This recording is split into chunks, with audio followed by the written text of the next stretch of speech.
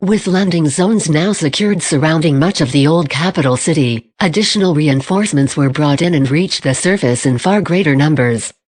Hive forces continued to swarm the landing zones in an attempt to overrun them before the beachheads could be firmly established. But luckily the retaliation forces had brought with them extensive amounts of fully automated cybernetic operational gears, or cogs for short.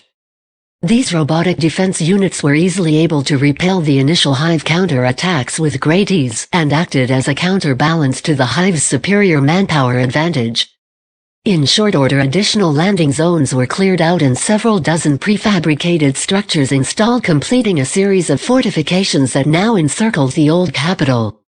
With their defenses being manned by the cogs, the human contingent of the retaliation forces began moving out in several pincer-like thrusts to exterminate large tracts of area surrounding the capital before retreating back to their defenses. While these strikes were not able to completely eliminate the Hive ground forces, they inflicted enough damage to give pause for the ruling queen of the planet.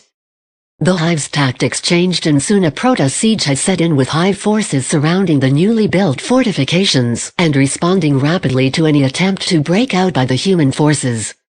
With the area above the capital city now free of anti-space weaponry, the human fleet was able to obtain anchor and provide ever-increasing support for the ground forces. Runways constructed on the planet itself allowed for numerous support missions by fighter craft and gunships, while ships in orbit were able to use orbital bombardments to break up any Hive concentrations that appeared large enough to steamroll the reconquered zones.